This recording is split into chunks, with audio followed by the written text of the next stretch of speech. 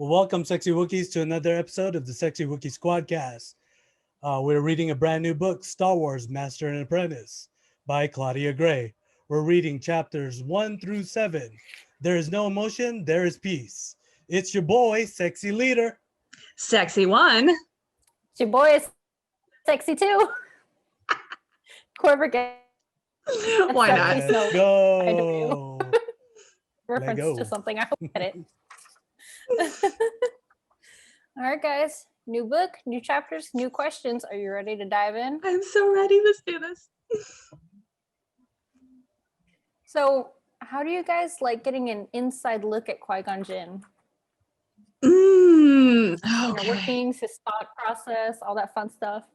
Well, it's funny. I knew that I would be conflicted with this book because one of my guilty pleasure favorite things from the old EU was the Jedi Apprentice series, which was like an entire book series of like really short of for young readers, all about young Obi-Wan and Qui-Gon and all these different missions and adventures and all this kind of stuff they had. And it was so good. And it was basically so far what this book already is like the difficulties that they had seeing eye to eye and the different styles and how they could try to reconcile that to be a good team and, you know, the constant self-doubt and learning from each other and all this kind of stuff. So I'm like, I hate that they just did away with all that just to redo it again in a different book. It seems so wasteful, but she is capturing a lot of the same tension and conflict that there had been there and the personality differences. So it's not like this is the first time I'm ever reading something that is an insight into Qui-Gon's mind, but it is very consistent with what I have read before that was an insight into Qui-Gon's mind. So I feel comfortable with it. I'm like, oh, it's like, okay, it's being back home in to the right mindset, the right, you know, character, voice and attitude. So I appreciated it, and it didn't completely throw me off and throw me for a loop like I had been a little scared that it might do, me being so used to how they used to write him. So I liked it. Good job.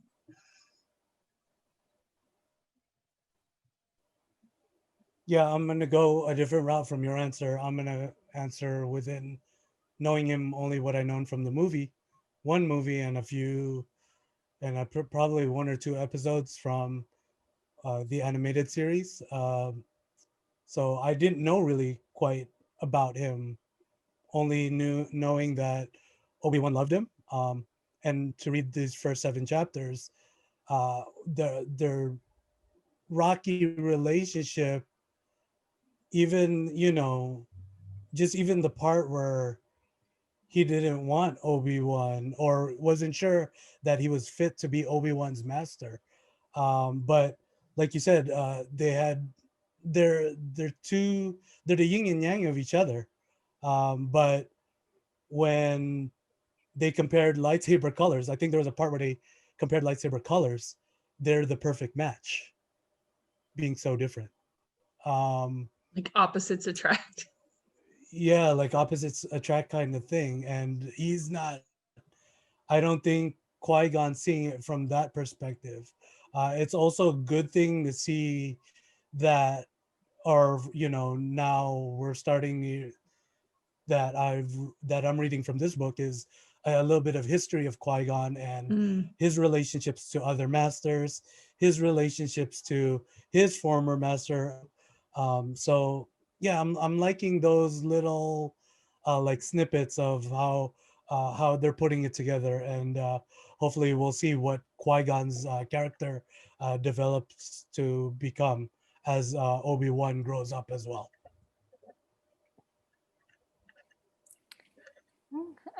I agree with you guys. You know, I knew a tiny bit.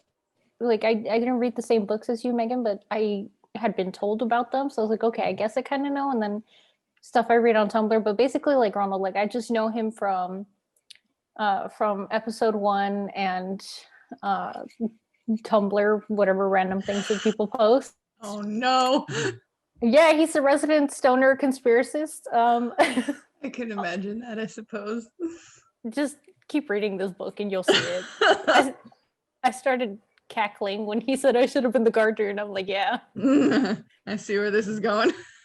But but no, I really like getting more into his, because like I feel like for the most part, from what I know, it's mostly Obi-Wan being like, God, my master's such a freak. Like I don't. He's basically like that embarrassed child, and that's kind of like mostly what I know about Qui-Gon. So getting to actually be in his head, and I'm like, you are kind of a freak, but this stuff makes sense. I like that you like the prophecies, ancient languages, basically your conspiracies, because I like a good conspiracy. I don't really believe in them, but I like reading about them. Mm-hmm. So I was like, okay, I feel like I really relate to him.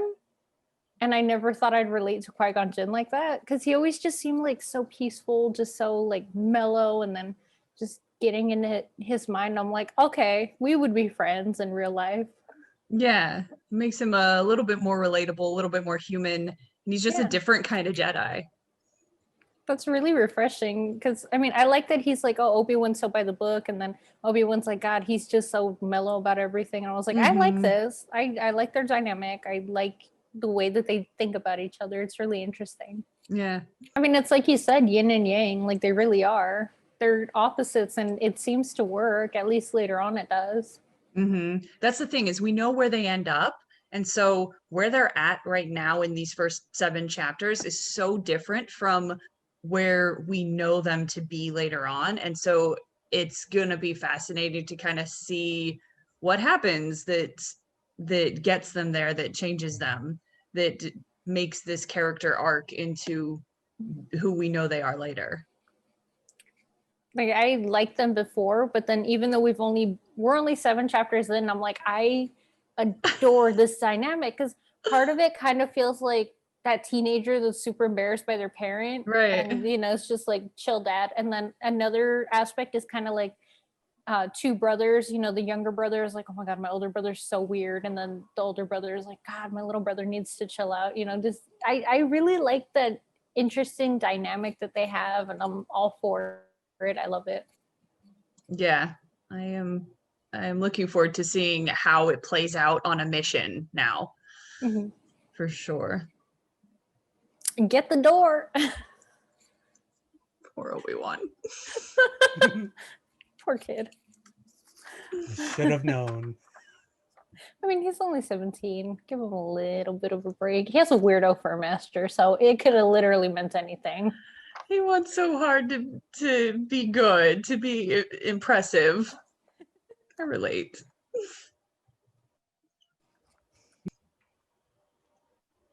All right.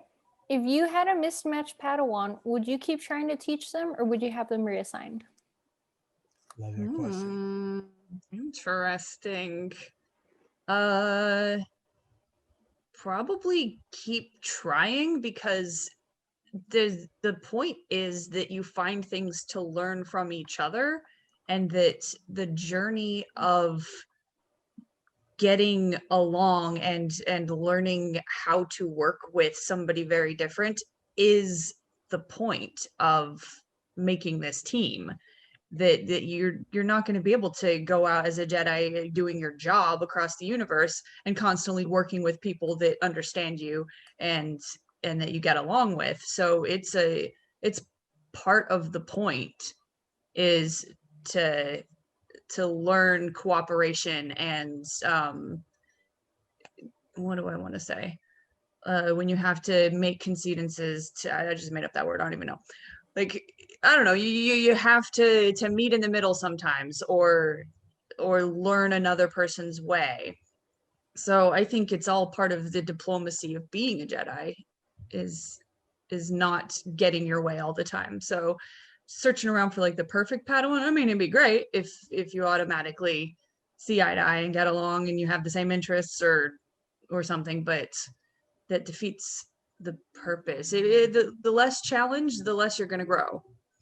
So no, I'd keep them and see what I could do with it. Okay. Well, like I said, if you have a mentee who's not up to par with your mentorship, the biggest challenge there is for the mentor to really, I think really understand why the mentee is either having trouble, or because the mentee should not have to adjust to the mentor, because the mentee is the one who's supposed to follow what the mentor is teaching the mentee. You also got to keep in mind these Padawans are young, so they probably aren't even fully developed and established in their personality type. They're still figuring themselves out. So there's a lot of maturing and a lot of growing to do. And there's no telling that, they're going to be that same difficult match as they were right at the beginning after they've spent some time with an older, more experienced person. Like, it could actually be the path that they need to develop on. Because Qui-Gon Right. did comment, he said, we keep starting them out like really young when they're going through their adolescence. And I think he said at that point he had Obi-Wan for like, what, 3 years or something? I don't know if I'm making that number up, but I remember he said like they were together Like 4 for years, I think. Yeah, they were together for a few years. So that's why I was wondering like what your guys' thoughts on if you had someone for that long already. Good point. Like, that's a long time to still be questioning whether this is gonna work or not. Honestly, if I were Qui-Gon and it had been that long, I feel like I would agree with his mindset where he's not like, oh, my Padawan is hopeless, but he kept saying and he kept thinking he deserves someone that can teach him better than me. And I would feel the same way. I'd be like, I clearly am doing something wrong. They deserve someone who can do something right. So I think if it had been that long for me, I would say, I'm sorry that you're getting reassigned later and it's, uncommon, unorthodox, whatever you want to call it, but I think you could thrive better under someone else. So if I were to have my Padawan reassigned, it would be for their benefit, not mine. Yeah, and it seems like it's something they might even mutually agree on Mhm. at this point. So that does kind of change the context of the question a little bit. If you'd been with them for 3-4 years and you're still like, I don't know why we don't get along. But if you get assigned, right away and you're like, oh wow, we are very different, give it a shot. But 4 If years it's down the road, like, Yeah. If it's right away and you're already saying, no, I need a new one, then you definitely should just not have an apprentice. maybe Like, you're you not have to master give it material. time. Exactly. Yeah. Yeah, interesting. It depends. All right, ready for your next one? Sure. Based on where we are in the book, if you were Qui-Gon, would you accept the council spot even if it meant losing your apprentice? Oh, one more time. Sorry. One more time. It's okay. So based on where we are in the book, we're still in the early stages of the book. If you were Qui-Gon, would you accept a council seat even if it meant losing your apprentice? This early on, and from what has been established about their relationship so far, and the fact that, like we were just saying, it's been 3-4 years and they aren't working well together, they aren't learning well from each other, and this is a crazy good opportunity, and that Qui-Gon was already kind of considering, well, maybe he would do better under a different master. He deserves a better master. And now's a chance to do it in an impersonal way and be like, oh, hey, I got offered this thing. Like, I can't say no.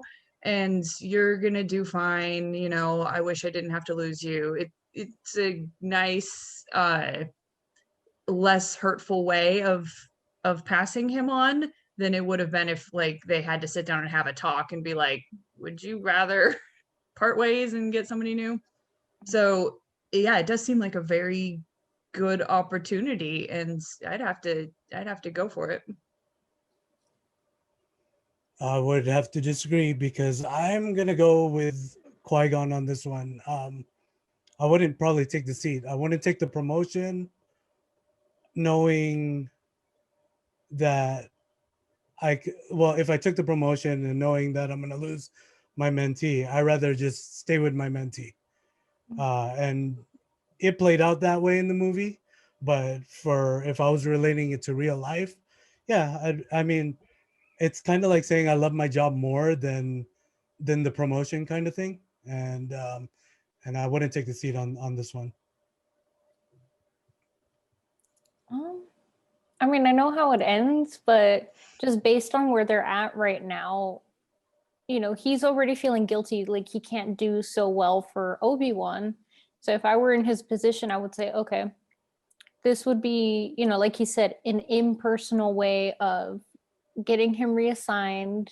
Yoda made a good point about having fresh perspectives, because you know, just what it kind of sounds like a few of them have sticks up their butts, so it would really help to have a fresh set of eyes. So if I were given the chance, I would say, I'm sorry to my apprentice, I'm going to take this, but see this as a lesson. You know, I would hope that we both could see this as a lesson and learning, and that they could be matched with someone that could really help them. So I would take it because I think it would benefit both of us. I mean, And the yeah, council. I mean, I agree with both of you. I just think when I was reading it, how I would look at it and through Qui-Gon's eyes. And I feel like, because you know how they say Qui-Gon's a realist, like, and you know, it's his own way of thinking. And I think that's what I really liked about reading him in these first 7 chapters, is that he sees like, okay, people are trying to encourage him, being encouraged, you know, being nice to him, and trying to be welcoming to him, right? But I feel like this dude really knows what's up, and is really, you know, like, has his eyes wide open with this kind of stuff. And the decisions he's gonna make, and you know, are still contemplating within these first chapters, is really, I think, well, like, he really knows. It's like seeing, like, uh he can see the fake of it all, and he doesn't want to be part of it, which is like, it's a beautiful promotion, it's a beautiful honor to have a seat in the Jedi Council. But if he's going to lose a little bit of himself to be part of that inner circle, and he takes that step, I'll take the step out. Well, I think, you know, that's a good characteristic of this guy, you know, and it makes him, I think, you know, that, well, like, he may just put me, I mean, depending on how this book goes, he may just put him and Obi-Wan when Obi-Wan becomes a mentor, just like this for me. So, as an experienced Jedi, would you accept the role of regent? Yeah. I knew you would. As a anything, there is no prerequisite needed for that question. Just like, would you accept the role? Yes. Hello. Rule the planet. That's my calling. Yes. I don't see why not. I think, and actually, I think the reasoning for getting a Jedi to fill that role was a very good one. You know, just somebody that is neutral and fair and has seen the galaxy to come into this kind of a sheltered, just being opened up to the galaxy kind of place, and bring up this princess and kind of maintain order there, especially when you've got these businesses coming in and trying to make deals. Like, this guy knows what's up. He's gonna keep an eye on things and make sure things are fair. So yeah, I think it's all good. All around, I think it was a good decision to send a Jedi there to do it. If it was me, I would do it. This particular Jedi, You as a Jedi. interesting though. But for me, yeah, 100%. I'm there all day. I would. You would. Yeah, I'd be raiding the princess's closet. Like, The 14-year-old's closet? Oh, I'm sorry. well, yeah. She likes her stuff longer, so I'll be like, when you grow up, it'll look like this, and let me have that crown and the scepter and everything, the throne. Like, I'm here. I'm show you how it's done. Yeah, I'd probably have to accept too. It's why not, right? You get to, I mean, you get to do anything if you're a ruler, right? So, I'm surprised And I- Ronald usually says no to the responsibility ones. Yeah, that's a really Well, I big mean- responsibility. You're taking care of a child, you're helping to raise her and her planet basically, but not forever, just for a while. And that's not something you want to mess up and be like, oh, time's up, bye. Yeah, You know? usually I mean, he who steers away says- from the politics, but who says all I'll right. mess it up? No, but you get to, it's a way to shine your ideals or, create new policy and as well as Or be a how you can neutral. just develop yourself as a Jedi and then develop Mm-hmm. yourself as just a person. Mm. a Yeah, work human on your being. diplomacy as a Jedi, right? Exactly. I would accept too. That would be fun. And originally I was like, this is perfect because it would be so great. Fresh pair of eyes, like they keep saying diplomacy. And then Megan, you talked about the dresses, and I was like, And royalty. I mean, I don't quite care about being royalty. I just really like the dresses. And as we were talking about before the video, I fit in kids' clothes. So this works. I know. See, that's stupid. Like, you guys could actually probably share clothes. I'd have to get special ones made for me, which I would, of course, like from the royal tailor. But you guys could just swap. It'd be easy. Not fair. Oh no. I'm exact rich height for a woman, so I don't know. But I don't know. But it'd be fun. I like to wear the dresses. I love princess dresses. I know you can't tell because I look like a mess right now, but I love dressing up. I love makeup. I love getting my hair Princess did. Jasmine. I mean, I was named after a princess, might as well fill the role. Go for it. So there was one of the prophecies that Obi-Wan said, and as soon as he said it, I don't know what sound I made. I never know what sounds I make. But anyway, I got really excited and I was like, is this who I think it is? Anyway, so the quote said, "She who will be born to darkness will give birth to darkness." And so my question was, do you think they're talking about a specific character that we know or just a random prophecy? And in my head, I immediately screamed, Leia and Ben, Leia and Ben, this is Leia and Ben. But then I'm like, you know what? I could just be reaching and grasping at straws just to try to connect everything. So that was my thought process. What do you guys No, think? and that was my first thought too. And I think that's the obvious thought that you're supposed to go for. But the whole point, Obi-Wan's whole point is that it's so vague, it could apply to anything. And like a horoscope nowadays, you're going to see somebody today and then you see something, you're like, oh my gosh, it was true. So obviously my first thought was, oh, it's Leia.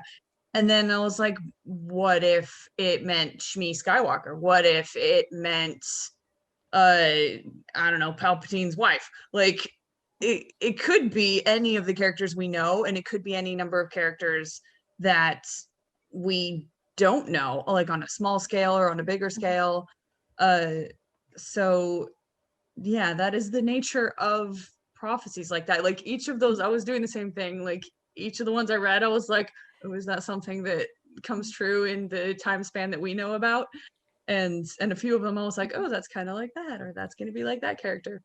That's what I was wondering. I was like, oh, maybe they're thinking of other people. Like I didn't even think about Shmi and Anakin. I was like, oh, the second you said it, I was like, oh my God, it could be. Yeah, So I was because like, we okay, don't know who she was born to. Like, we don't know her or the darkness lineage. could have been slave, like a hint to the slavery. Yeah, it could be metaphorical or something like that. So I liked that from this author, that she threw in these things that the character is spouting and being like, look, it's so vague, it doesn't mean anything. But we as the audience, it's like an Easter egg going like, oh my gosh, it sounds like it's like Leia, it could be Leia. We're trying to figure it out, completely to the detriment of the point that Obi-Wan's trying to make in that scene. But then also it could mean something other than what we immediately jump to the conclusion of.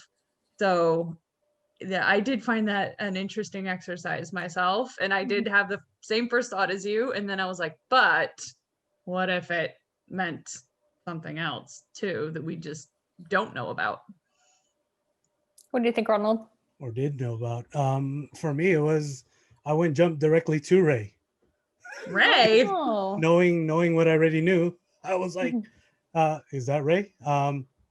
just because in my mindset when I was reading these 7 chapters, I was in a, how would you, not hostile environment, but I was in a very stop and go environment. Let's just say it that way.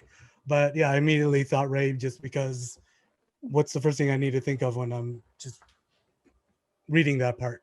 But I rather shift my answer. So that was my kind of answer, but I like the whole prophecy versus looking forward message when it came to that. So you had your Jedis who believed in these prophecies, and then you had the Jedis who, which is weird, was use your feelings that will help you see the future. Mhm. So I like the comparison and the contrast of that. I want to see more of that. Hopefully, we see more of that moving forward. It does seem to be a theme, so we might.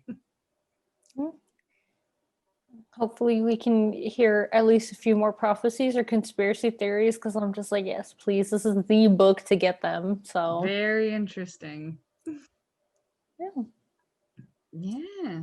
Good questions. Good chapters.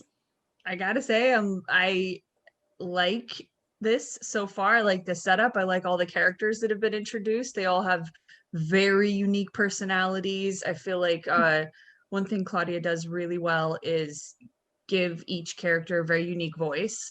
Oh To yeah. where you read a line in text, and I'm not doing an audiobook this time. I'm actually reading physical book, but I can hear how they would say it. Even brand new characters she's introducing right now, or characters like the tiny snippet we had of Dooku. I was like, oh my gosh, I could totally hear him say this. Like I hear this in his voice. It's crazy how she nails it.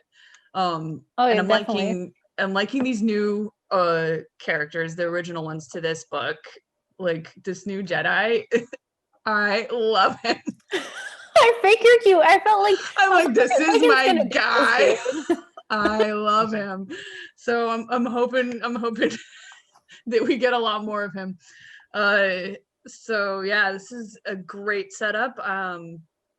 Obviously we've got all sorts of conflict already in the first 7 chapters. We know where we're going and what to expect when we get there, and possibly what goes wrong. A lot of mysteries to figure out. So the potential is off the charts with this one, and I can't wait to read the next. How many chapters? What are we doing next, Jasmine? We're doing 8 through 14. Chapters 8 through 14 for next week. So if you're reading along with us, blast through those and get ready to talk about it next week with us. And yes, we hope you're enjoying this so far as much as we are. And that is about all for this episode. Apologies for any lags that you may have experienced in this one. We are all having internet troubles, as everybody is zooming from home these days. So thank you for putting up with us. And we will see you guys all next week. So let's sign out. Sexy Sexy Wookiee.